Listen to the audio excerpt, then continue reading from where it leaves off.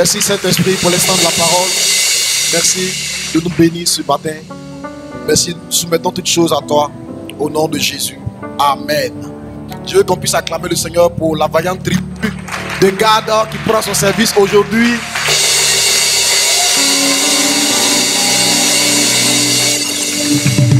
Alléluia. Alors, ils ont une promesse extraordinaire. Amen. C'est quoi votre promesse? Là, comme tu peux l'afficher. Deutéronome 28, 10. Alléluia. Ce matin, Dieu va te rassasier de sa parole. Je prie que la salle soit remplie encore. Je prie qu'on puisse mettre bâche dehors. Parce que ce que je vais dire ce matin-là, c'est trop puissant. Alléluia. Tous les peuples verront que tu as appelé du nom de l'Éternel et te craindront. Amen. C'est maintenant que je trouve les promesses.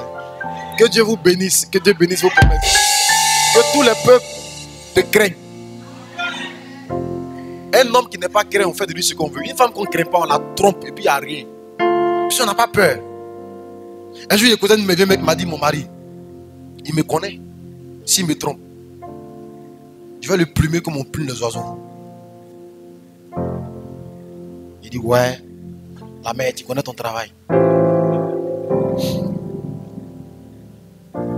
Alléluia. C'est parce qu'on ne te craint pas qu'on peut te vendre le même terrain qu'on a déjà vendu à 5 personnes. Parce qu'on ne te craint pas. Tu peux te battre, aller à l'école, sortir, économiser, et puis quelqu'un va t'appauvrir. Parce que cette bénédiction n'est pas sur toi. Quand cette bénédiction est sur toi, tu suscites la crainte et le respect. Les gens ont peur de se frotter à toi. Même quand on envoie un sorcier chez toi, il parcourt 500 km la nuit, mais quand il arrive chez toi, il dit, il ne rentre pas.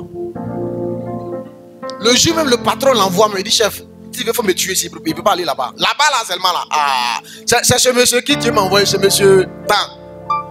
Il ne va pas là-bas. Tous les peuples verront que tu as appelé du nom de l'Éternel. Et que Dieu te donne la crainte. Que tu sois la crainte dans le camp de tes ennemis. La crainte dans le camp de tes ennemis. Alléluia. Amen. Matthieu chapitre 1, verset 18. Amen. Merci groupe musical, que Dieu vous bénisse. Vous êtes revenu des vacances, mais tu es en vacances. Vous pouvez être là. On vous sent pas. Est-ce que vous les sentez même? Pas comme avant. Ils sont en vacances. C'est le mois d'août. Je vous sors des vacances au nom de Jésus. Amen. Alors le thème de mon message de ce matin, soit un homme de bien. Soit une femme de bien. Amen. Soit un homme de bien. Alléluia. Voici de quelle manière arriva la naissance de Jésus-Christ. Qui est Jésus-Christ? C'est le Fils de Dieu. Qui est Jésus-Christ? C'est le Sauveur. Qui est Jésus-Christ? Les enfants, il y a place pour aller au team là-bas. C'est vrai que les mamans aiment beaucoup les enfants, mais c'est qu'on dit souvent, on dit des choses qui parlent de couple, qui parlent de... On va les mélanger. Amen. Amenez-les à l'éco-team, ils vont entendre les choses des enfants. On va dire des choses des adultes ici aujourd'hui là. Voici de quelle manière arriva la naissance de Jésus-Christ. Marie, sa mère ayant été fiancée à Joseph, se trouva enceinte. Un homme était fiancé. S'il vous plaît, on me regarde à moi. On me regarde, les affairages. Alléluia. Un homme était fiancé à qui? À une fille qui s'appelait comment? Marie. Amen. Un homme était fiancé à une fille qui s'appelait Marie. Et Marie est tombée enceinte. Au mariage. Le jeune homme, il allait faire coco. Quand il est fiancé, ça n'appelle coco en Côte d'Ivoire. Il allait faire coco. Parents, ils ont pris ces 3 bouteilles de gin. Et c'est 20 000. Il a donné ça. Pour dire aux parents que je suis celui qui marche avec votre fille. Amen. Maintenant, ils sont ensemble. Lui-même, il va à l'église. Lui-même, il est concentré. Lui-même, il se sanctifie. Et puis, quand il rencontre la fille, souvent quand ils sont ensemble à Cosmos, elle veut vomir. Il dit à quoi? Il dit non, elle ne sait pas si c'est ce qu'elle a mangé là. Elle a un peu de nausée. Elle s'en est vomie. Et puis elle vient. Souvent quand ils se rencontrent quelque part, elle est là. Elle est bizarre. Elle grossit. Elle a des humeurs bizarres. Toutes les odeurs l'énervent. Pour rien au monde. Le gars dit, mais il y a quoi? Elle dit, mais elle ne sait pas. Elle n'a pas lu, qu'on n'explique pas. Amen. Et puis après, un moment donné, le gars dit, non, moi je ne suis pas Gaou. La goule m'a trompé. La goule est enceinte. Il y a un problème. Cet homme était face à quelque chose de sérieux. Il a doté une fille qui est enceinte de quelqu'un d'autre. En tout cas, pas de lui. Parce que lui-même, il n'habite même pas encore avec elle. Et la Bible dit, avance. Ce Joseph-là, c'était un homme comment? De bien.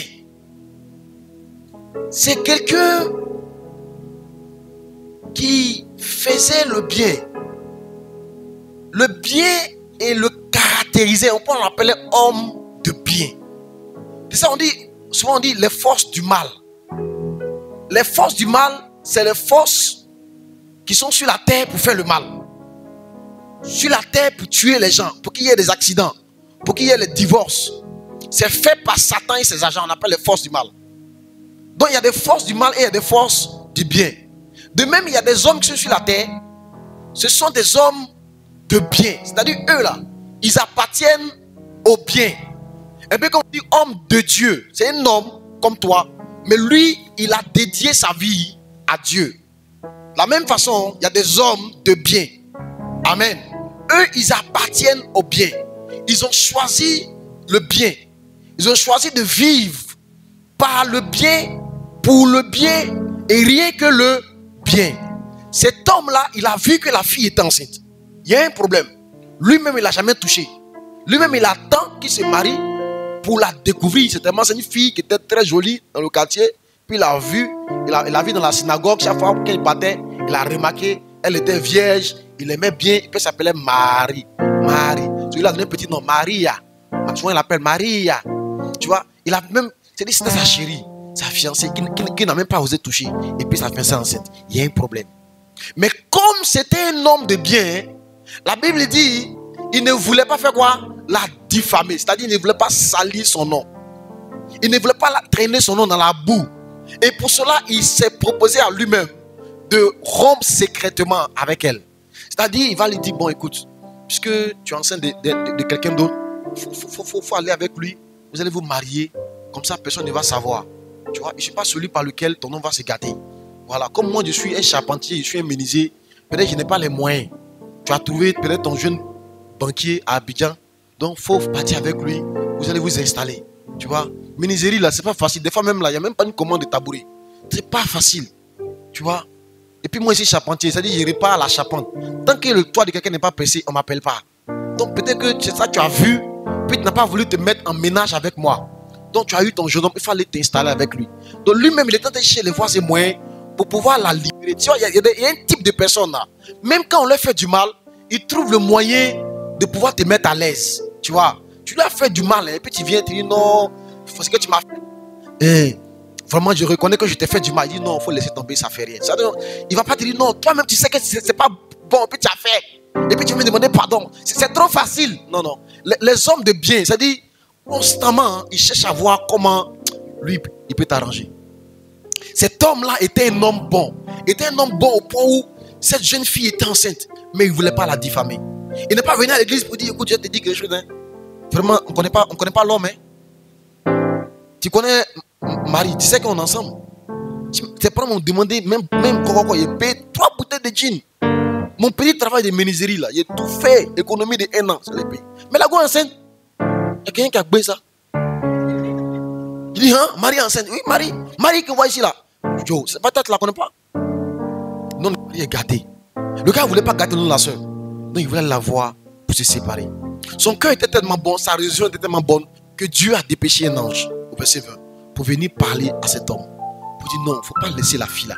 La fille que tu vois là, elle n'est pas maudite. Ce n'est pas une go facile. Ce n'est pas une go c'est une bonne fille. C'est moi-même Dieu. Et s'il venir la voir, et puis il a mis ça dans son ventre. Tu vois, cet homme aussi, il s'est réveillé. Il peut se dire, Ça, là, ça c'est blanc. Comment Dieu peut mettre quelqu'un dans le ventre de quelqu'un? Tu as vu ça où? Amen. Dieu. Donc, il a fait quoi? Il a fait comment? Il t'a parlé. Et puis l'enfant est venu. Hey, bon, le couple là, maintenant parlez-vous et puis l'enfant va venir. Toi, tu dis quoi même? Il t'a parlé. Maman dit cet homme, il ne voulait pas gâter le nom de la fille. Il a trompé, c'est pas grave. Même si elle dit c'est Dieu, bon, ok, d'accord, c'est Dieu. Même si c'est pas Dieu qu'elle dit c'est Dieu, on va dire que c'est Dieu. Comme ça, au moins, il sera protégé. Amen. C'était un homme bon. Alléluia. Et quand l'ange est venu parler à cet homme, il s'est levé. Il allait plus loin dans sa première démarche. L'ange ne craint pas de prendre avec toi, de prendre pour femme Marie. Ça veut dire, cet homme-là, quand il s'est levé, il allait plus loin. Il ne s'est pas dit, bon, on va rester dans le fiançailles, on va coucher. Non, non. Il a marié la fille. Et puis, il a mis la fille chez elle. Quelqu'un entend ma voix? Les hommes de bien, c'est-à-dire, ce qu'il peut faire pour t'arranger, va faire. La chose doit se gâter dans ta main. Mais ce qu'il lui peut faire pour sauver ton honneur et ton image, elle va faire. Pourtant, ça lui coûte quelque chose. Cet homme, il a accepté de prendre chez lui une femme qui n'a pas enceinté, que quelqu'un d'autre a enceinté. Il a pris chez lui. Il a marié ça. Et puis il a élevé l'enfant qui était l'enfant de quelqu'un d'autre. Même si c'était l'enfant de Dieu, ce n'était pas son enfant. À Abidjan, s'il y a des gens qui ne sont pas prêts à élever l'enfant de quelqu'un d'autre. Et Joseph a élevé l'enfant de quelqu'un d'autre. Il a élevé Jésus, sachant que ce n'était pas son fils. Il a nourri Jésus. Il a éduqué Jésus. Il a même appris un métier, menuisier. Quand on a voulu tuer Jésus, quand il est né, parce que le roi a appris qu'il y a un enfant qui est né, il devait être roi. L'ange est venu dire à Joseph, il faut quitter, il faut fuir en Égypte avec le petit enfant. Cet homme-là a abandonné son travail de charpentier. Et puis il est parti en exil. Demande pour Babo là, c'est que ça fait que de vivre en exil. L'exil c'est compliqué. Tu abandonnes tout. Tu viens parler une nouvelle langue dans un pays étranger. Manger dokunu. Nos parents sont l'organisation, ils ont mangé dokunu, gari. Ils ont aimé ça. Avant ils mangeaient garba et foutu. Là-bas il n'y a plus les postes d'autorité, de responsabilité. Il n'y a plus voiture de service. Tu es au Ghana. Vivre en exil c'est compliqué. Mais Joseph est parti vivre en exil. Pour qui? Pour l'enfant qui n'était pas son enfant. Avec une femme que lui n'avait pas enceinte. Si c'était peut-être toi, t'allais regarder, tu vous là. À cause de Dieu. Hein. Pour ta femme, vous êtes sûr que c'est vrai? L'enfant, il voit sa tête là, il ressemble à un des voisins du quartier. Dans des choses. Le gars est resté là. Alléluia. Alléluia. Joseph était quelqu'un de spécial. Pour moi, il fait partie de ce qu'on appelle les héros de la foi. Cet homme était l'un des personnages les plus effacés de la Bible. Joseph était quelqu'un dont on n'a pas beaucoup parlé dans la Bible. Pourtant, il a joué un rôle central. Joseph est le descendant de la tribu de Juda. Dieu avait promis à Juda, à David, que le fils de Dieu allait naître dans la lignée de David. Donc en fait, Dieu cherchait parmi les filles de David, chez qui il allait envoyer son enfant, qui allait pouvoir accepter cet enfant-là, qui allait pouvoir l'élever, l'éduquer, le protéger contre tous les rois, y compris abandonner son travail, aller en exil avec lui, éduquer l'enfant, jusqu'à ce que l'enfant puisse accomplir son ministère. Dieu cherchait un homme comme ça. Et Dieu a trouvé Joseph. En fait, ce n'est pas Marie qui a été choisie, c'est Joseph qui a été choisi. Marie a été choisie parce qu'elle avait épousé Joseph. Parce que Marie n'était pas descendante de la tribu de Juda. La tribu de Juda, c'est Joseph qui est descendant de la tribu de Juda. Marie, elle n'est même pas liée à Juda. Elle n'a même pas le sang de David qui coule en elle. Or, la promesse du Messie disait que le Fils de Dieu allait naître la descendance de David. Donc, en fait, c'est parmi les descendants de David que Dieu cherchait un homme. Et Dieu a trouvé Joseph. Cet homme qui avait, la Bible dit, un homme qui était un homme de bien. En fait, ça veut dire que Dieu cherche des hommes et des femmes de bien dans ce pays pour faire descendre sur la terre des enfants qui vont marquer leur génération. Je parle à une maman ici aujourd'hui, je parle à un papa ici aujourd'hui. Dieu cherche. Aujourd'hui, cette semaine, on a perdu un président. Nos présidents sont fatigués. Ça veut dire que dans 20 ans, 30 ans, les présidents qui vont avoir lieu là, peut-être ils ne sont même pas encore nés. Peut-être même que, on va voir, en Afrique maintenant, les présidents de 40 ans, de 35 ans. C'est-à-dire qu'aujourd'hui, Dieu cherche des papas et des mamans qui vont héberger les futurs présidents de demain et d'après-demain. Dieu cherche, mais son critère de choix, c'est que tu sois un homme de bien. Dieu cherche une maman de bien. Un homme qui pourra aller en exil à cause d'un enfant. Un homme qui pourra héberger un enfant. Un homme qui pourra prendre soin d'un enfant. Un homme qui sera donner sa vie pour un enfant. Dieu cherche une mère qui pourra se priver de nourriture pour nourrir un enfant. C'est quand tu vas voir que ton cœur est un cœur spécial qui va faire venir dans ta lignée quelqu'un qu'il a prévu pour marquer ce pays et marquer le monde entier. En fait, Dieu cherche constamment un homme. Dieu cherche toujours un homme, une femme pour faire asseoir son règne sur la terre. Dieu cherche un homme.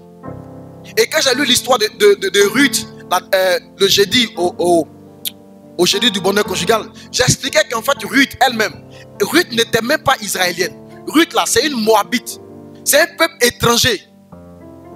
Elle n'est même pas israélienne. Mais à un moment donné de la vie, elle a manifesté une telle bonté envers Naomi.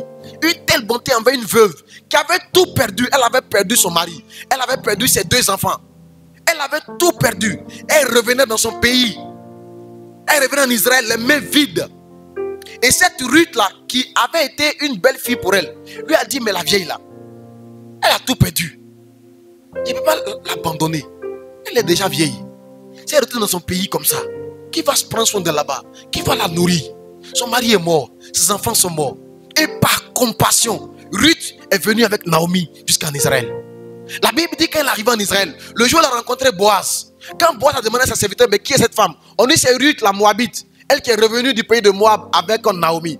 Et ce jour-là, Boaz lui a dit, j'ai entendu tout le bien que tu as fait à ta belle-mère depuis ton pays jusqu'à maintenant. En fait, le bien que tu fais se sait. Le bien que tu fais se sait. Les actes de bonté que tu fais, tu penses que c'est dans un secret. Mais Dieu fait en sorte que ça se répande. Les gens te connaissent. Et le bien que tu fais te précède. La réputation de Ruth l'avait précédée en Israël. Cette fille est spéciale. Cette fille qui n'était même pas israélienne, qui n'avait même pas de promesse, elle a fini par épouser Boaz. Boaz est devenu l'arrière-grand-père du roi David.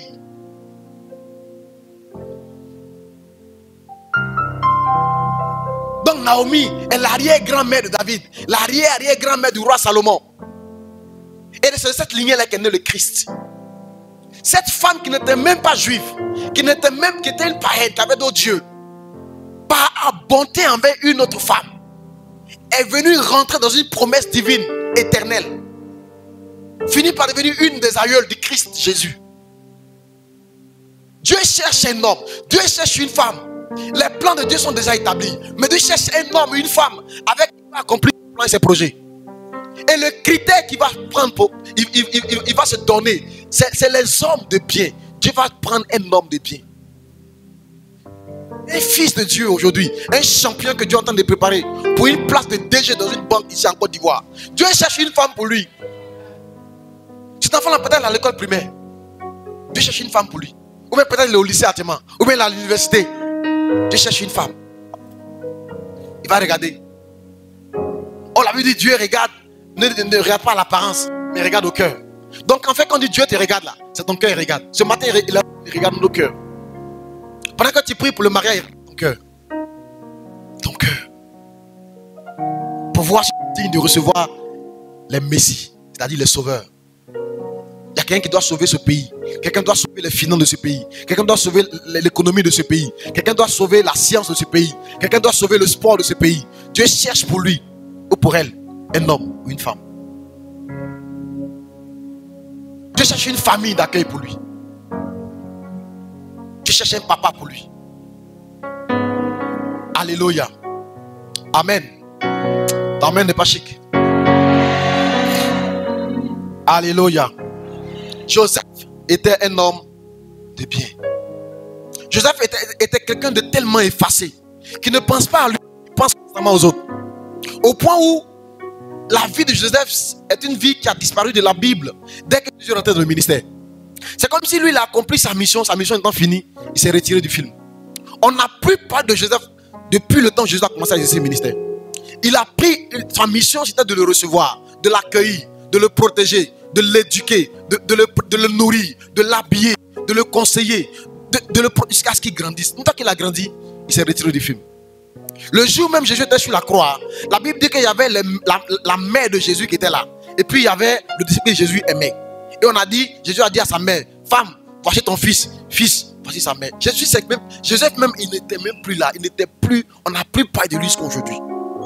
Pour moi, il fait partie des héros de la foi, des champions qui sont dans le ciel, des hommes et des femmes de bien, qui accomplissent des bonnes choses dans l'ombre, mais des choses grandes qui plaisent à Dieu. Le bien que tu fais, on n'est pas bien d'en faire une publicité. On n'a pas besoin de savoir que c'est toi qui as offert la chaussure au pasteur. On n'a pas besoin de savoir que le costume que le frère porte là, tu l'avais payé au Maroc quand tu étais en mission, et puis aujourd'hui ça ne te rend plus. Puis maintenant c'est un costume qui t'a coûté cher. Donc quand tu le vois, oh frère, ça va? Et le costume? Ça va?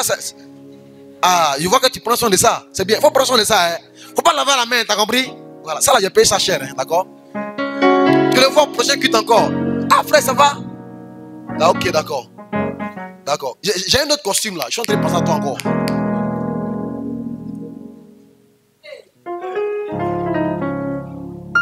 Amen. Tu as offert une mèche à quelqu'un. Tous les jours. Ça va? D'accord. D'accord. D'accord. D'accord, il y a tout dedans. D'accord.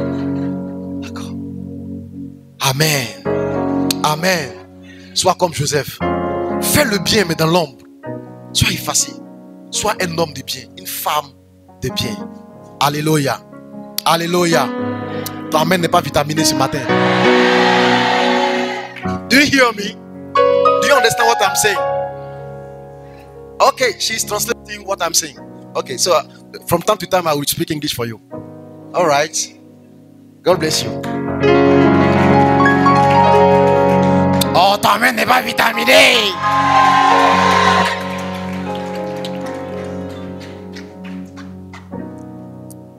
Alléluia. Il y a beaucoup d'avantages à être quelqu'un de bien. La première des choses, le premier avantage, c'est que Dieu accorde sa faveur à ceux qui font le bien. Il leur accorde sa faveur. Dieu leur est favorable. Proverbe chapitre 12, verset 2. L'homme de bien obtient la faveur de l'Éternel. L'homme de bien obtient la faveur de Dieu. Celui qui fait le bien, celui qui fait de bien son style de vie. Celui qui fait tout le temps le bien. C'est-à-dire, il ne fait pas le bien, il fait le bien comme Dieu. La Bible dit les bontés de l'Éternel ne sont pas épuisées. Donc celui qui fait le bien comme Dieu, là, lui, il compte pas, mais le bien c'est sa vie. Son bien ne s'épuise jamais. Donc, il fait tout le temps le bien. Même quand il veut te parler, il va s'assurer que ce qu'il va te dire là, même quand il est fâché, il va d'abord calmer son cœur pour que ça ne te blesse pas, pour que ça ne te froisse pas. Il veille au bien. On est bienveillant. Il veille au bien. Même quand il te regarde, quand il voit que son regard va te rabaisser, il baisse le regard. Il ne veut pas te gêner. Tu vois, quand tu es mal habillé, il évite de te regarder pour ne pas que tu te sentes mal à l'aise. C'est-à-dire, tout ce qu'il fait, il pense constamment à toi. Comment ne pas te mettre mal à l'aise? Comment faire en sorte que tu ne te sens pas ridiculisé? Comment faire en sorte que tu te sens bien? Il pense constamment. Les hommes de bien sont rares, mes amis. Les hommes de bien sont rares. Michel dit, les hommes de bien ont quitté le pays. Ils ont quitté le pays. Ils sont partis. Il n'y a plus d'hommes de bien dans le pays. C'est plus facile de trouver des hommes méchants que de trouver des hommes de bien. Les hommes de bien, les femmes de bien sont pas nombreux. Pas nombreux une jeune fille qui peut épouser un homme. Pas nombreux une Boaz. Un Boaz qui peut épouser. Boaz même a épousé Ruth par bonté. Mais il a vu que la fille était bien. Mais elle était veuve. Il dit, elle est bien, je vais la marier. Je vais un droit de rachat. Je vais aller user ça pour la marier. Tu sais, on peut épouser un homme par bonté. Oui. On peut épouser un homme parce qu'on a envie de lui faire du bien. Joseph a épousé Marie par bonté. Sinon, elle avait trompé. Mais comme il ne voulait pas salir son nom, elle est enceinte de quelqu'un d'autre. On appelle ça comment? Mais elle est épousée par bonté. Il dit non. La Bible dit pour ne pas la diffamer. C'est la raison pour laquelle elle l'a prise. Pour ne pas la diffamer. On peut agir. On peut embaucher quelqu'un par bonté. C'est-à-dire, tu le vois, il n'est pas trop compétent même par rapport aux autres candidats. Mais quand tu vois sa vie, tu vois sa vie de famille, tu peux le prendre. Tu dis non, je vais lui donner une chance. À lui de saisir sa chance. Et même quand tu le prends, tu essaies de l'aider dans sa tâche pour qu'il puisse s'améliorer, pour qu'il puisse se perfectionner. Quelqu'un me suit? si tu manifestes l'amour de cette façon-là, les gens que tu vas voir autour de toi seront des gens qui seront très loyaux envers toi. Parce qu'ils te seront redevables. Quelqu'un me suit? Celui qui fait le bien, sa vie est une vie qui est bénie. Dieu, il obtient la faveur de Dieu. Mais les hommes de bien, il dit l'homme de bien revient. Dans Michée, l'homme de bien a disparu du pays. Et il n'y a plus de juste parmi les hommes. Il n'y en a pas beaucoup, les jeunes gens qui vont être avec une fille et puis qui va dire non, c'est vrai, elle est belle, elle a les rondeurs, elle a tout ça, mais je ne vais pas la toucher jusqu'au mariage. Puis si elle la touche là, c'est un péché. Même si des fois elle insiste, elle me provoque, mais pour son bien, je ne vais pas le faire.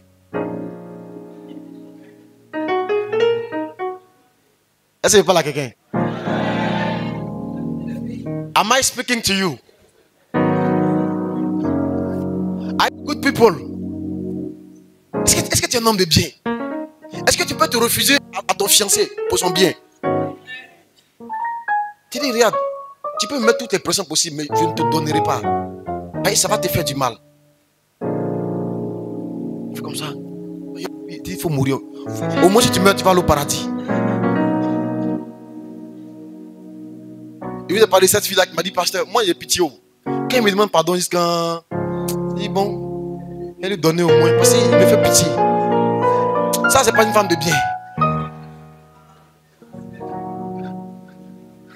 Alléluia. L'homme de bien a disparu. Ils sont rares. Les hommes de bien, fidèles à une seule femme. C'est pas beaucoup. Cette semaine, j'ai rencontré une fille qui m'a mis dans un état bizarre. Amen. Je rencontre la fille, en fait, il pleuvait. Il pleut et je la vois sous la pluie. Mais elle est quand même bien habillée. Donc je me suis dit, certainement, elle vient dans un bureau. Et dans la zone portuaire, c'est difficile de trouver un véhicule. C'est difficile de trouver un yang. Donc je vois que la pluie commence. J'ai vu qu'elle a voulu m'arrêter, mais elle a hésité. Il dit, bon, peut-être qu'elle est un peu timide. Donc je la dépasse. Et puis après, ma conscience me dit, non, il faut que je revienne. Donc je fais demi-tour. Et puis je reviens. Et puis je tourne. Puis je me gare à côté d'elle. Et je la salue. Bonsoir, madame. Elle dit, est-ce que je peux faire quelque chose pour vous? Elle dit, elle va à la gare de Bassam. Ok, je peux vous déposer sans problème. Alors elle monte. Je la salue. J'essaie de faire la conversation. Je lui demande qu'est-ce qu'elle fait. Elle dit qu'elle est venue là faire des papiers de transit. Elle dit, ah d'accord. Elle dit, ah, que moi je suis pasteur. Pasteur Camille Nenje. Église Vase d'Honneur, Assemblée Abde de Vie de Niagon. Amen. Donc, elle me dit, ah d'accord. Et donc, on fait le chemin. À la gare de Bassam. Je prends son numéro. Je ne cherche même pas à savoir le reste. Ça m'intéresse pas. Parce que j'essaie de garder mon cœur en bien. Le lendemain, je vais à mon bureau. Ça fait qu'il est pris sur la route là. Le lendemain, il va à mon bureau. Au moment où j'ai mes bagages, je vais ouvrir la porte de mon bureau. Je vois quelqu'un qui me sourit. Je m'approche à la porte de mon bureau, puis je vois son visage. Et puis je vois que c'est la fille là. Et elle me dit, hey, c'est vous. Elle me dit, c'est vous. Elle dit, oui, c'est moi. Comment vous allez? Elle dit, je vais bien. Elle dit, tu es venu faire des démarches ici. Elle dit, oui, elle est venue faire un papier, dédouanement, tout ça. Elle dit, ah d'accord. Ok. Elle me dit, mais tu fais quoi ici? Elle dit, non, je travaille ici. Elle dit, t'as pas dit que tu es pasteur? Elle dit, oui, je suis pasteur, mais je travaille ici aussi. Elle dit, ah, donc on peut être pasteur puis travailler. On peut être pasteur et puis travailler. Ok. Donc j'entre ouvrir ma porte, il voit qu'elle a arrêté derrière moi. J'ouvre ma porte, je rentre, elle rentre derrière moi. Donc, do you hear me? You don't understand what I'm saying? Oh, Amadi, il faut faire ton job. Amen.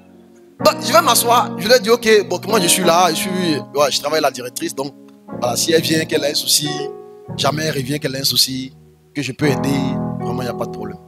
Donc on se dit au revoir et s'en va. Le lendemain encore, je suis assis à mon bureau. Là, je suis toute la journée, je n'ai même pas eu le temps de parler à ma femme parce qu'il était tellement pris, absorbé par le travail.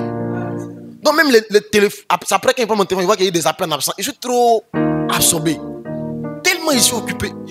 Quelqu'un a tapé, il dit, mais ça c'est qui même? La personne ouvre la porte, je vois la file encore. Cette fois-ci, je l'ai regardé. avec un regard de chasseur de démons. Il le regardait comme ça. Quand il est fixé comme ça, elle m'a dit c'est un bonjour, c'est un bonjour. Sois un homme de bien, sois un homme de bien, sois un homme de bien. Tu as juré amour et fidélité à quelqu'un. Tiens-toi à cela. Parce que l'amour n'est pas. L'amour n'est pas encore venu. Hier était un mariage. Et mon petit là, il regarde la fille, il dit, je te promets que ce sourire qui est sur ton visage ne te quittera point jusqu'à ce que la mort vienne nous séparer. Il dit, hé, petit, c'est fort, hein. Il dit, je ferai en sorte que le sourire qui est sur ton visage aujourd'hui ne te quitte point. Et puis il a dit, ne te quitte point jamais. Il dit, hé, il a conjugué même ma main dedans. Tellement c'est fort. Pendant qu'il est parti, tu te rappelles de pour toi. Oh, comme j'aimerais être une larme pour naître dans tes yeux, vivre sur ta joue et mourir sur tes lèvres. Aujourd'hui, tu marches à la fille là, mais tu la trompes. Hey.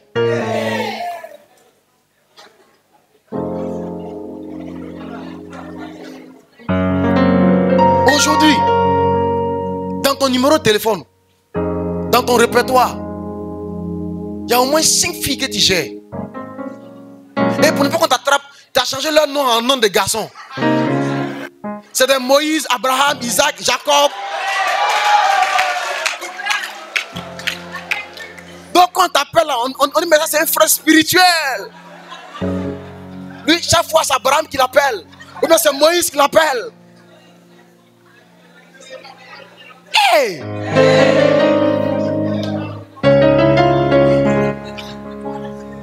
Amen. Regarde, deviens quelqu'un de bien. Au premier que je disais aux gens,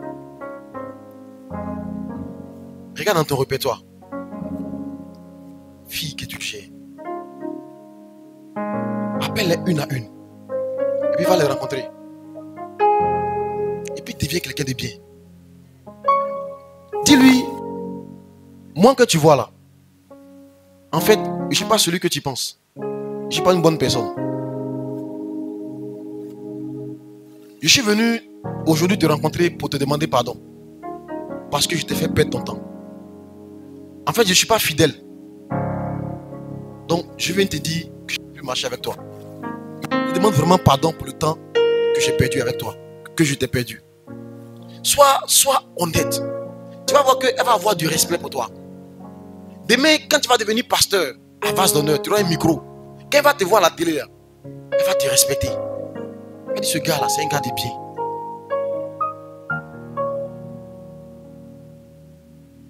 Mais toi, tu te caches. Et puis tu gères chaque dossier. Et tu penses que tu es fort. En fait, tu es vaincu par l'esprit de l'impudicité. Donc, le monde qui est assis sur toi, c'est pas au courant. Quand tu es à l'hôtel, et puis tu es en train de faire, pendant que tu gémis comme ça, et puis tu es content. Il va mourir, il va mourir.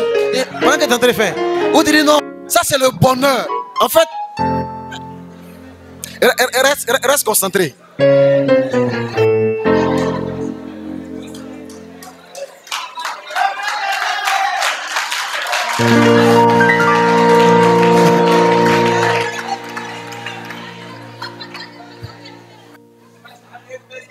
Écoute-moi, le péché n'est pas ton ami.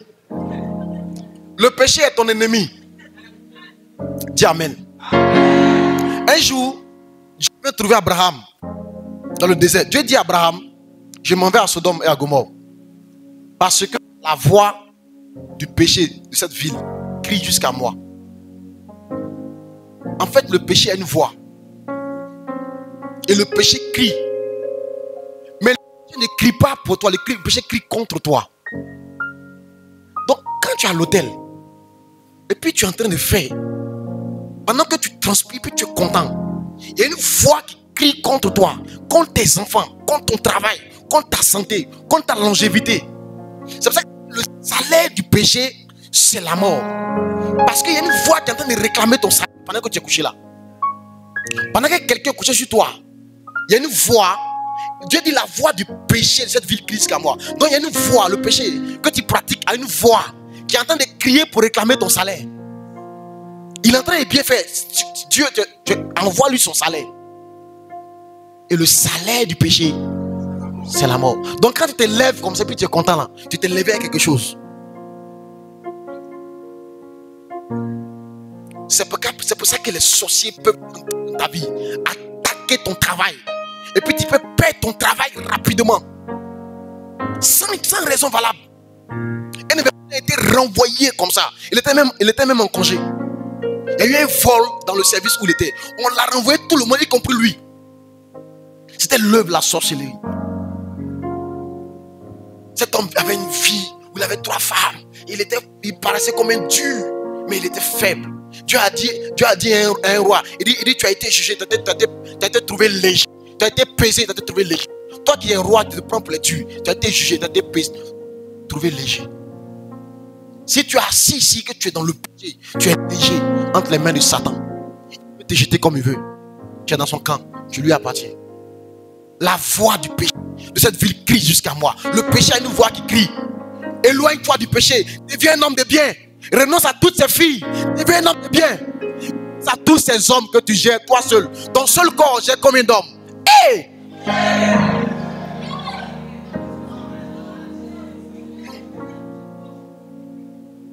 Je ne suis pas là pour te juger. Je suis là pour te challenger, t'encourager. Pour te dire que tu peux y arriver. Ce que tu fais là, ce n'est pas bon pour toi-même. C'est parce que tu ne le savais pas. Aujourd'hui, je te le dis. C'est nuisible pour toi.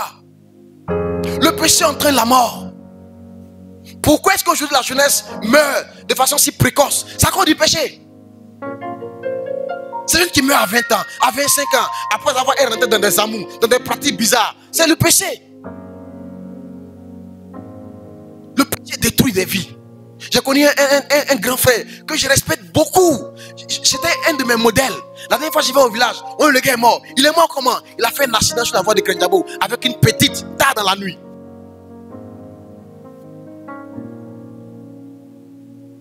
Le péché détruit des vies. Le péché détruit des familles, détruit des couples. Le péché a séparé des hommes. Un homme qui aimait sa femme, jusqu'à ce qu'une petite fille entre au milieu d'eux. Dès que cette fille est venue, le problème a commencé. Le péché a ruiné la vie d'un homme que je connaissais. Un homme qui n'avait même pas été à l'école, mais à qui Dieu avait béni financièrement. Cet homme a commencé à voyager, aller en Europe, même en Amérique, sans être à l'école. Avec son métier d'artisan, Dieu lui avait ouvert les portes du monde entier. Jusqu'à ce qu'il rentre dans le péché. Il a commencé à négliger sa femme. Il trouvait qu'elle n'était pas... Elle n'a pas été scolarisée. Toujours en 3 pagnes. On ne peut pas aller elle dans les grandes réunions. On prend une qui est claire, bien fraîche. Ah, maintenant elle a eu toute la fraîcheur. Encouragée par ses proches. La fille elle est bien, elle respecte. Et puis elle vient à la maison, elle balaye la cour. Elle lave les assiettes. Vraiment elle lave nos habits. C'est une bonne petite pour toi. L'autre là, elle a déjà fait 3 enfants. Puis elle est trop compliquée. Mais la petite, elle parle jamais. Mais elle parle jamais jusqu'à ce qu'elle rentre dans le foyer.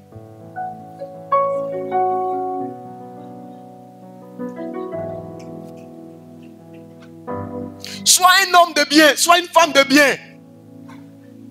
Sois quelqu'un qui t'interdit à toi-même de faire le mal à quelqu'un. Amen. Les hommes de bien sont rares.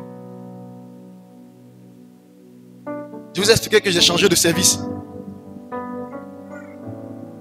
Pour certaines raisons. On m'a renvoyé. Moi que tu vois, ici, est renvoyé. Et j'arrive dans mon nouveau service. Ma patronne me demande: qu'est-ce qui s'est passé dans ton ancien service? Et puis on t'a envoyé chez nous. Parce qu'elle voit que j'ai quand même un certain niveau d'études. J'ai un certain niveau de responsabilité. Pourquoi on m'enlève d'une direction technique qui correspond même à mon profil? Où j'ai fait des choses, des fois même qu'elle a reçu, des documents qu'elle a appréciés. Et puis, on m'enlève là-bas, on peut l'envoyer dans un service douanier opérationnel. C'est-à-dire qu'ils sont sur le terrain en train de donner les marchandises. pourquoi. Elle veut comprendre. Mais je sais que si je lui explique, ça va salir certaines personnes. Donc je lui dis non. Chaque directeur a les personnes avec qui il a envie de travailler. Où il se sent bien. Donc, certainement, je ne rentre pas dans les schémas du directeur. Elle me dit non, il faut m'expliquer. Je dis non, madame. Il y a expliqué. Que je vous dis, chaque directeur a les personnes avec qui il a envie de travailler. Mais ce que je peux vous promettre, c'est que étant arrivé dans votre direction, vous allez voir le changement. Étant arrivé dans votre direction, je vais travailler à votre passion. Vous allez commencer à être connu dans la direction générale. Quand vous allez partir, il a dit quand vous partez en réunion, est-ce que vous parlez? Je ne parle pas. Il dit, désormais, vous allez pouvoir parler. Parce que vous allez voir une visibilité de votre travail. Vous allez pouvoir contrôler le travail de vos collaborateurs. Je vais mettre tout ce que je sais à votre disposition. Amen. Vous devez vous dire non. Ce que je vais dire là, ça me fait du mal à temps. C'est ce que Joseph a fait. Si je dis là, ça va nuire à la fille. Je préfère tranquillement laisser tomber. Ils sont rares les personnes qui laissent tomber à faire. Les hommes de bien, ils laissent tomber. Même quand ils ont raison, ils laissent tomber. Quand la dispute va aller à un certain niveau, il sait que ça a blessé, il préfère dire non, laissons tomber. L'homme de bien, tu sais, la Bible dit, quand vous arrivez dans une maison, saluez-la. Quand Jésus envoie ses disciples 2 à 2 pour aller évangéliser, il dit quand vous arrivez dans une maison, saluez-la. Si se trouve dans cette maison un enfant de paix, que votre père a sur cette maison. En fait, ça veut dire que Dieu, dans chaque maison, s'attend à trouver un enfant de paix. Es-tu l'enfant de paix de ta maison? Es-tu l'enfant de paix de ton couple? Es-tu celui qui fait toujours la paix? Même quand il a raison, qui demande toujours pardon premier. Bon, toi tu attends. Dans tous les cas, il va revenir. Ça là, il ne peut jamais laisser tomber. Tant qu'elle ne vient pas demander pardon, il ne laisse pas. Es-tu l'enfant de paix? Es-tu un homme de bien? Alléluia. Gloire à Dieu. Ton amen n'est pas chic. Tu es fâché. Alléluia. Amen. Amen. Donne un amen bien. Les hommes de bien prospèrent durablement. Le troisième avantage. Proverbe 13, 22.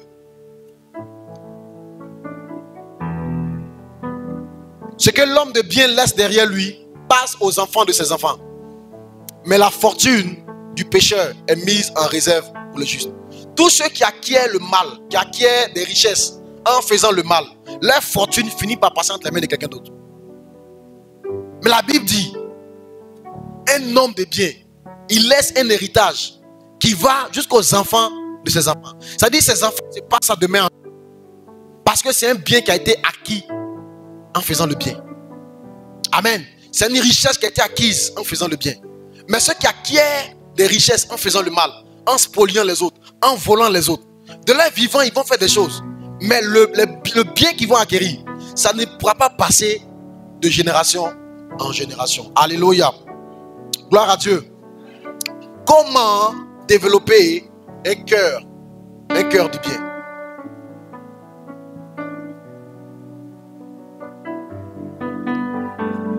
Comment développer un cœur qui fait le bien? Alléluia. Comment devenir un homme de bien? La première des choses, c'est garder en soi les bons trésors. Dimanche, je vous ai expliqué la notion de mauvais trésor. Qui était là? Hey! Quand il prêche, il transpire. Donc, retenez ce qu'il dit.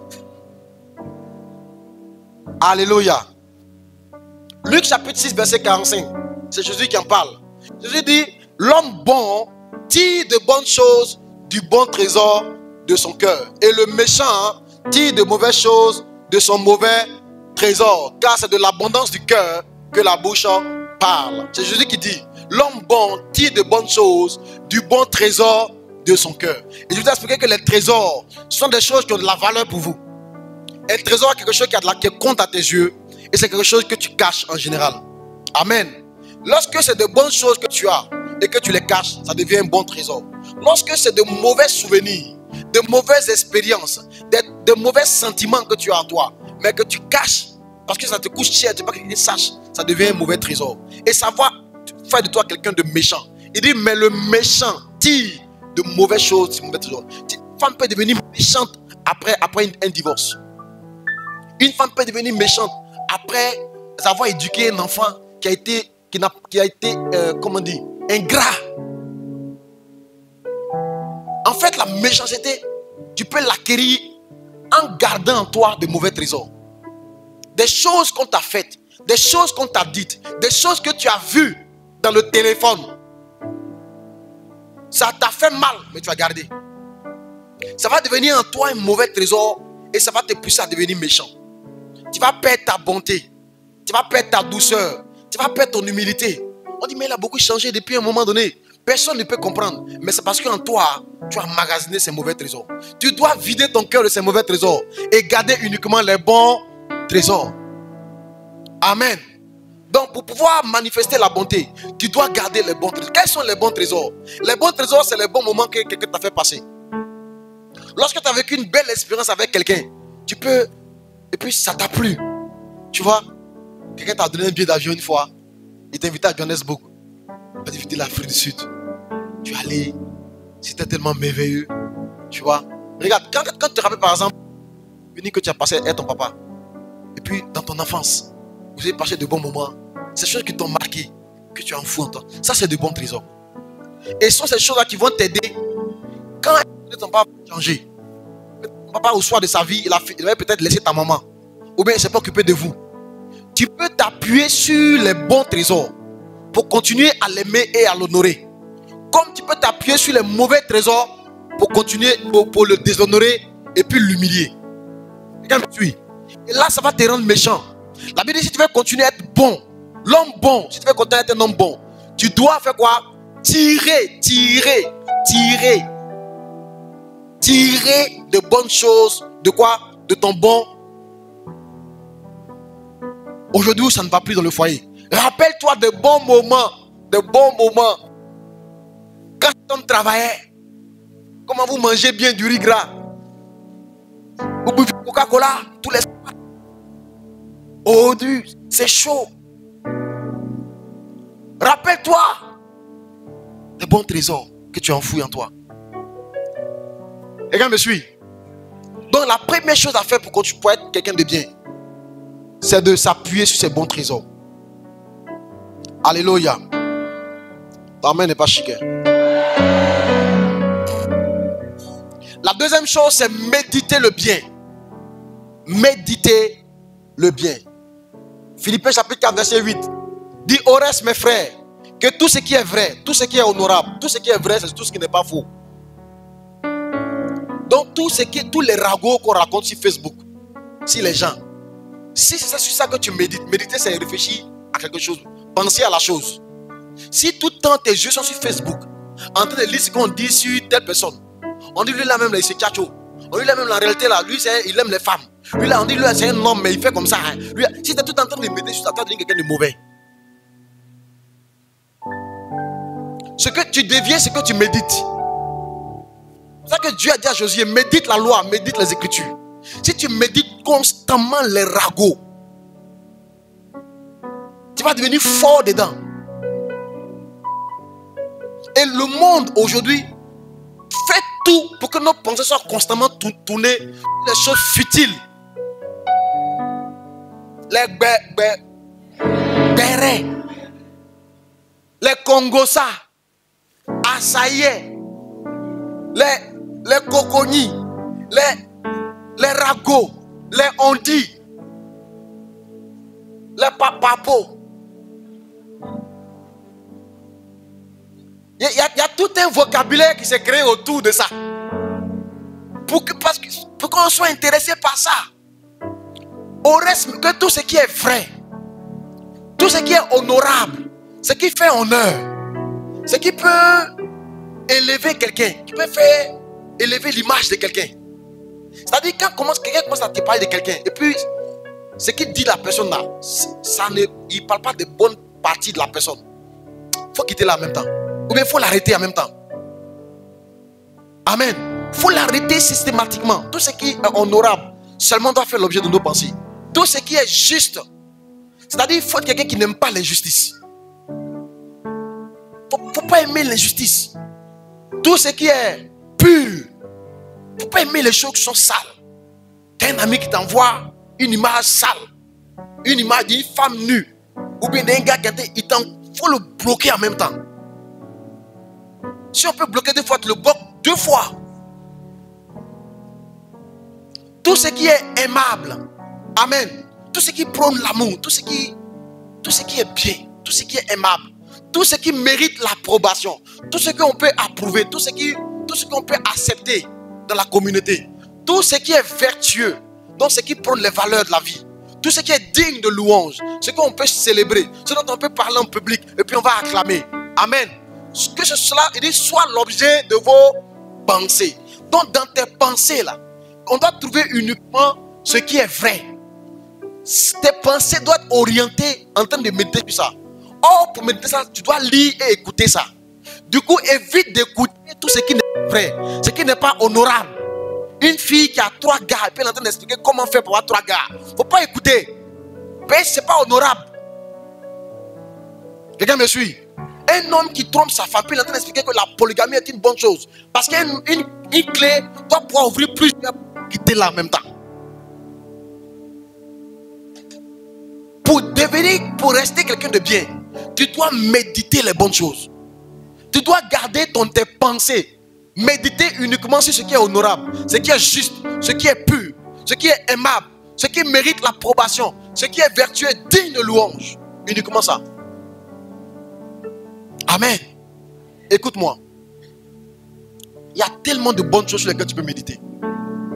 Moi aujourd'hui, je suis en train de développer une passion pour l'aviation. Donc, je suis abonné à une page où on apprend les gens à piloter avion. Oui, donc je suis là, je regarde les vidéos. Ça coûte pas cher. C'est même data que tu prends, là, moi il prend. Tu vois, il y a un avion. Tu vois comment on pose un avion. Tu vois les boutons. En fait, il y a tellement de bonnes choses sur lesquelles tu peux orienter tes pensées. Mais le diable, il veut même pas. Il veut que tu te mettes sur les choses futiles. Il y a un autre truc que je veux dire, on n'a pas comment. C'est qui grossit leur fait ça. Puis, tu vois, c'est ça là. Hey. Le diable fait tout pour captiver ton attention par ces choses. Alors que, avec le même téléphone, tu peux voir comment on peut entreprendre dans l'agriculture. Le même téléphone, tu peux voir comment on peut fabriquer un téléphone. Sur YouTube, on peut te montrer. Il y a des gens, ils ont la connaissance, ils aiment partager. Comment on peut gérer une tribu? Il y a des gens qui vont sur YouTube, ils vont t'expliquer ça. Comment gérer un groupe? Comment créer l'osmose dans un groupe? Donc même si tu n'es pas patriarche, étant membre là, tu peux lire ça avec la passion, écouter ces choses-là. Et puis venir communiquer ça même aux autres. J'ai des idées, on va faire telle chose en place pour que la tribu aille de l'avant. Mais toute la journée, le diable, il fait, on ne dit même pas que toi, tes parents sont là-bas. Que tu ailles voir Emma Loès. On dit qu'il n'a pas payé son loyer. Et puis il n'a pas fait ceci. Et puis maintenant, on dit à voir. Qu'est-ce que le monsieur a répondu? Attends, réponse du monsieur de Emma Loès. Non. Donc on lui aussi la raison, hein. Bon, d'accord. Qu'est-ce qu'il y a? Dans le lendemain, il y a une date à 200. Ok, je vais voir la suite. Qui a fait un commentaire sur ça? Donc, le diable fait tout pour que nos pensées soient orientées vers des choses futiles. Pour éviter qu'on devienne des hommes de bien. Quelqu'un me suit? Puis tu viens ici. Depuis quand tu allais ouvrir sur Facebook ou bien sur YouTube pour chercher à savoir comment on prêche. L'art de la prédication. Pourtant, quand il prêche, tu dis, mais ça, il prêche bien. Je sais que, mais pourtant, tu peux faire ça aussi. Mais toi, ton téléphone. Hey! Il y a une de mes filles à l'église ici. Elle a créé une page WhatsApp. WhatsApp. Où le titre c'est Trouve ton pain.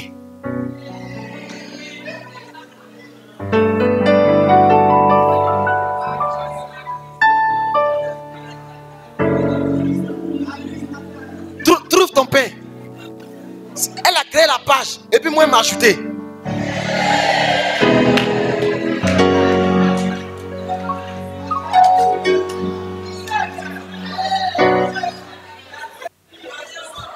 En fait, elle Elle a ajouté, j'ai vu qu'elle a ajouté pas mal de personnes de l'église.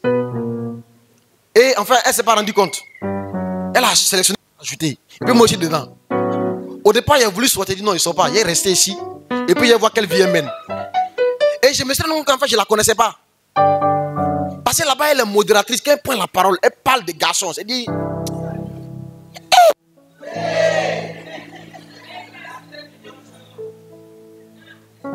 Deviens quelqu'un de bien. Amen. Et il devient quelqu'un de bien.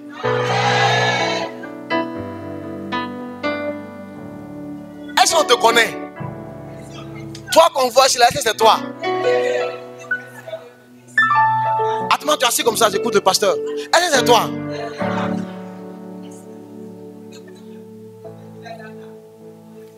Amen. Restez concentrés. Hein? Alléluia.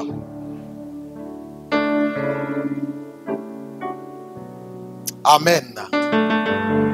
Amen n'est pas chic. Donc la deuxième des choses, méditer le bien. La troisième des choses, c'est pratiquer l'action de grâce. Ceux qui finissent par devenir des gens du mal, qui font mal, à un moment donné, ils perdent la notion de l'action de grâce. Ceux qui finissent par penser mal et agir mal, ils perdent la notion de l'action de grâce. L'action de grâce, c'est le fait d'être... C'est pas juste de dire merci à Dieu. C'est le fait d'être reconnaissant. En fait, cette jeune fille que tu as draguée depuis le lycée, moi la mienne, je l'ai aimée depuis le lycée. Oui, ah non, ma femme, elle était belle. Oui, écoute-moi, tu as compris le fond de ma pensée. Elle était trop canon. Enfin, au lycée, là, quand je la voyais, là, la fille, elle me plaisait. Mais je trouve que mon papa était tellement pauvre. Quand il vient à l'école, c'est la sueur. Il marche tellement loin pour arriver au lycée. Quand il arrive au lycée, là, mon quartier est trempé comme ça. Donc, quand il la voyait, elle était tout propre. Elle avait un groupe de jeunes filles propres. Son bleu blanc, tu vois, il n'y a pas oublié. Tu es bien repassé. Le blanc est repassé. Le bleu est repassé, puis c'est fourré. La fille me plaisait, mais il n'avait pas qu'un.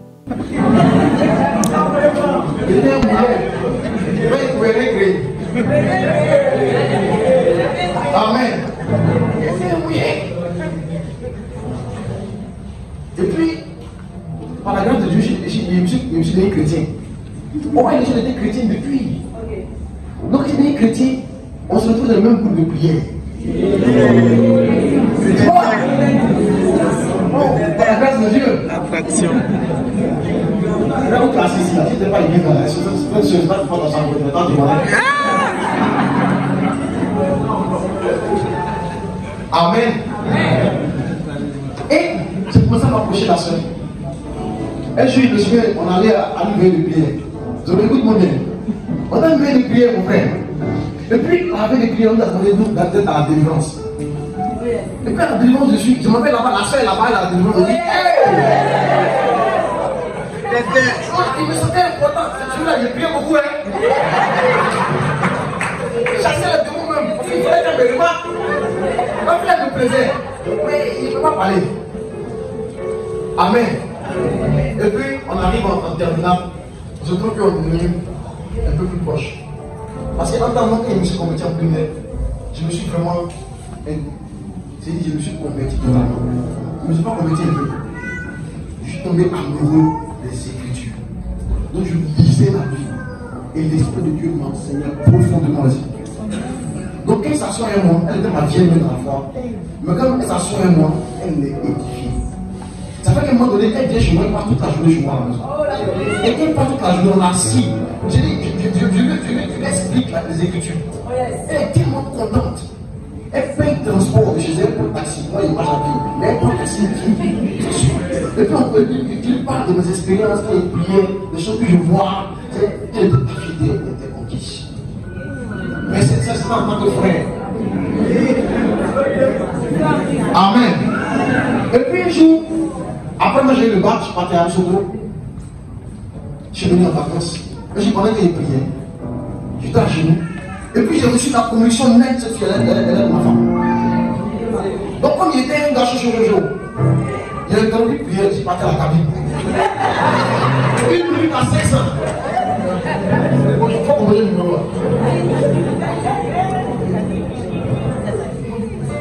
Ça sonne, ça sonne. Allô?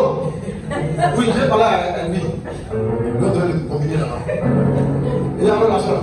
Ah, c'est le frère. Il a été tout à l'heure. Dieu m'a dit que ce sera ma femme.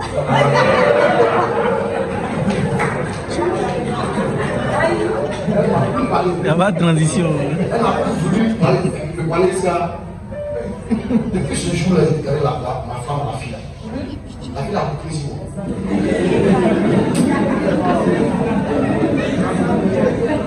De 2019. En 2006, j'ai dit 7 ans plus tard que la fille m'a dit ce qu'elle a dit qu'on a dit qu'on a dit.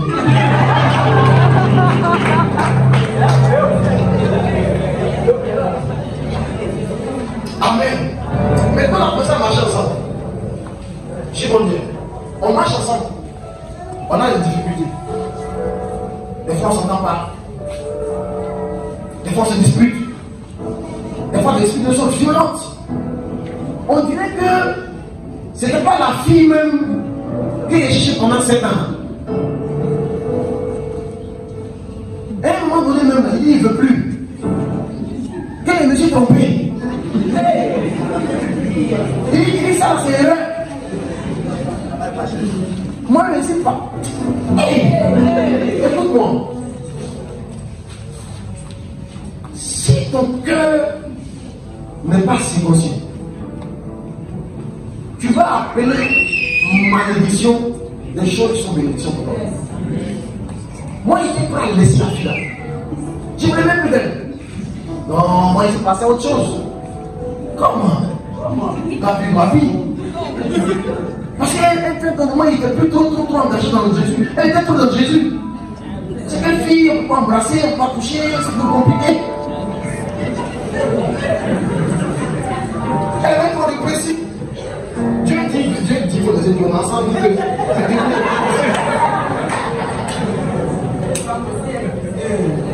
C'est sa femme, hein? Amen. J'ai perdu de vue l'action de grâce. J'ai pris de vue que c'est par grâce même qu'il est avec moi. J'ai pris de vue que cette fille-là, je ne la méritais même pas. On n'était même pas du même monde. Et puis, il y a longtemps, je l'ai aimée.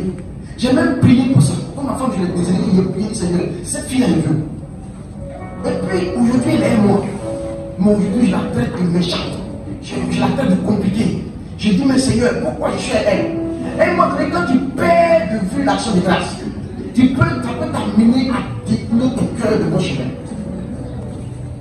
Beaucoup d'entre nous aussi, on a perdu de vue la grâce qu'on a eue de rencontrer ce qu'on a rencontré. La grâce qu'on a eue d'avoir le père qu'on a eu. La grâce qu'on a eue d'avoir la mère qu'on a eue. Et parce qu'à un moment donné de notre marche, papa n'a pas été comme on voulait, maman n'a pas été comme on voulait. Même la servante que tu as cherché pendant des années, tu ne gagnais pas. Dieu t'a envoyé une fille. Tu as pris de vue que tu étais reconnaissant le jour de la nuit. Aujourd'hui, tu la maltraites. Tu la maudis. Tu n'es plus quelqu'un de bien. Parce que tu as perdu de vue l'action de grâce. Tu n'es plus reconnaissant pour la servante. Tu n'es plus reconnaissant pour l'épouse. Tu n'es plus reconnaissant pour le mari. Tu n'es plus reconnaissant pour l'enfant. Avoir un enfant est une grâce. Beaucoup de personnes n'ont pas d'enfant. Mais pourquoi toi tu te plains tant de ton enfant? Tu as pris de vue l'action de grâce. Cet enfant que tu es prêt même à sacrifier. Dans ton moment tu l'as dit, tu le maudis, Dieu te regarde, son cœur lui fait mal. Il dit, mais pourquoi tu n'es plus quelqu'un de bien? Avant tu étais quelqu'un de bien. Avant tu savais apprécier les petites choses. Avant tu étais reconnaissant pour tout. Mais aujourd'hui tu es devenu compliqué. Tu as tellement prié pour avoir ce foyer. Depuis que tu es rentré dans le foyer, tu as tout eu. Mais tu te plains pour peu. Pour un gobelet mal placé, tu te plains. Pour peu. Pour un regard. Pour quelque chose qu'on n'a pas fait. Elle a oublié de cuisiner. Elle n'a pas voulu cuisiner. Elle est fatiguée. Cette nuit-là, elle a dormi sans se réveiller. Parce qu'elle est fatiguée. Tu es devenu compliqué.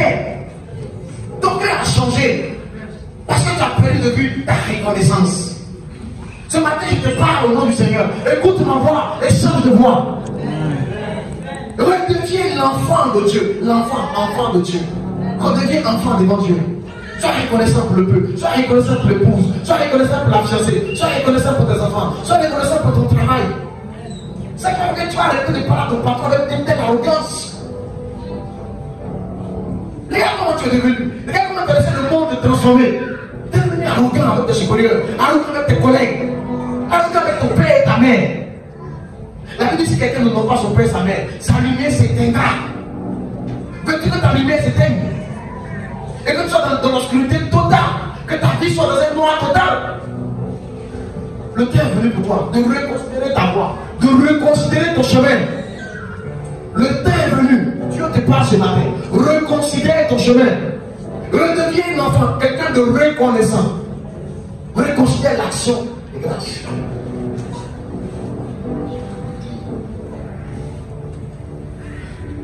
Beaucoup de gens clament leur bonté.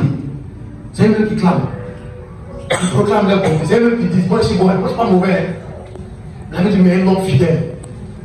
Un homme fidèle qui nous trouvera. Celui qui va être fidèle à la promesse qu'il a faite à sa femme. Pour dire je te promets de t'aimer, de te chérir jusqu'à ce que la mort ne sépare. Il n'y en a pas beaucoup. Tu vas être fidèle à son engagement de père. Fidèle à son contrat de travail. J'ai décidé de travailler sur cette entreprise, de nourrir ce chef. Je le ferai sur vous, même si le dernier mauvais, je compte sur lui. Un homme fidèle, une femme fidèle, un partenaire fidèle, un collègue fidèle, un ami fidèle qui le trouvera. La troisième clé pour continuer à être quelqu'un de Dieu, c'est de pratiquer l'action de grâce. La quatrième clé et la dernière, c'est de vivre dans le contentement. Amen. Vivre dans le contentement. Alléluia. Alléluia. Amen. Amen. C'est fâché. Proverbe 14, verset 14. Celui dont le cœur s'égare se rassasie de quoi? De ses voix. Et l'homme de bien se rassasie de quoi? De ce qui est quoi? Celui dont le cœur s'égare, lui, il va aller de chemin en chemin. Il est toujours, il n'est pas rassasié, il est toujours en train de chercher de nouvelles voies, toujours. De vouloir de nouvelles expériences, de nouvelles conquêtes de filles, de nouvelles conquêtes d'hommes. Mais celui qui est l'homme de Dieu, il se prépare de ce qui est en lui. Ce qui lui là, c'est sa vie. Il s'est rassasié de ça. Moi, il s'est rassasié de ma femme. Depuis que Dieu a changé mon cœur, que j'ai compris ça. Il s'est comblé même. Soyez rassasiés de ce qui est en vous. Même si vous êtes célibataire, rassasiez-vous de votre célibat vous-même. Mais que j'ai expliqué que les mauvais mariés, en fait, ont été des mauvais célibataires. Quand il était célibataire, il était papillon. Donc il est marié, il va papillon, ça va en lui, puis moi tu les amènes dans le sac. Mais si on a mis piment, les domaines sont vides, il y a toujours, tu vas mettre ta tête dedans. Si il y a piment. S'il a été mauvais célibataire, il sera un mauvais marié. S'il a été mauvais chômeur, il sera un mauvais travailleur. S'il n'a pas appris à aimer lui-même sa propre présence, ça veut dire le célibataire. Il doit être un bon célibataire. Un célibataire qui aime passer du temps avec lui-même. Donc il est à la maison. Il est content d'être avec lui-même. Il est content de son propre nez, de son propre front, de sa propre bouche. Lui-même, il se complimente. C'est parce qu'il lui-même, il sait s'apprécier qu'il saura t'apprécier. C'est parce que lui-même, il sait se complimenter qu'il saura te complimenter. Si lui-même, il ne s'aime pas, il ne peut pas t'aimer. Si lui-même, il n'aime pas sa propre présence, pourquoi crois-tu qu'il aimera ta présence? Le contentement, c'est le fait d'être content de soi-même. La Bible dit que c'est une grande source de gain que la piété avec quoi? Le contentement. Lorsque quelqu'un est pieux, c'est-à-dire quelqu'un va à l'église, il est chrétien. S'il critique, il ajoute à cela le contentement. Il va avoir, c'est une grande source de gain. C'est-à-dire que ça va lui apporter la richesse et la grande bénédiction. Dieu dit, il s'apprête à te lever. Bientôt, nous allons fêter les 2 ans de l'Armée. Le thème de ces 2 ans, c'est les lettres de large. Dieu bientôt va te mettre sur l'eau. Il va te mettre. Tu vas aller conquérir le monde. Dieu va te mettre au large. Mais avant ça, il a voulu traiter ton cœur d'abord. Dans ton cœur, se sont installées des choses qui font que tu n'es plus quelqu'un de bien. Et pour cela, Dieu ne te dit pas comme Joseph. On fait descendre sur toi le Messie, les fils, les filles de Dieu qui transportent les grâces et les destinées. Amen.